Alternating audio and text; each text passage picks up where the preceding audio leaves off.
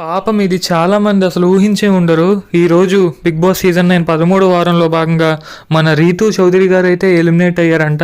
ఇది వచ్చేసరికి as of no buzz. కాకపోతే మనకి ఎలిమినేషన్ రౌండ్ మనకు ఓటింగ్లో మాట్లాడుకున్నాం. సుమన్ గారు, రీతూ గారు, బర్నీ గారు డేంజర్లో ఉన్నారు. బర్నీ గారు సేవ్ చేసేసి సుమన్ గారికి, రీతూ గారికి ఎలిమినేషన్ రౌండ్ అయితే పెడతారంట. సో ఇన్ దట్ ఎలిమినేషన్ రౌండ్లో రీతూ గారు ఎలిమినేట్ అయ్యి సుమన్ గారు సేవ్ అయ్యారంట. ఇది యాజ్ ఆఫ్ నో నేను చూసిన బస్ ప్రకారం అయితే రీతూ గారు అని కన్ఫర్మ్ అయితే అయ్యింది. కాకపోతే ఏమన్నా మార్పు చేర్పు ఏమైనా ఉండొచ్చేమో, కానీ మ్యాక్సిమం మనకు వచ్చిన బజ్జులన్నీ కూడా కరెక్టే అవుతున్నాయి. కాబట్టి ఇది కూడా యాజ్ పర్ బస్ ప్రకారం చెప్తున్నా.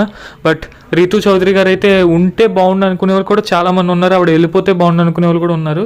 ఏదేమైనప్పటికీ ఆవిడ ఎలిమినేట్ అయ్యారంటే 13వ వారంలో భాగంగా. మరి డబుల్ ఎలిమినేషన్ ఛాన్స్ ఉందా?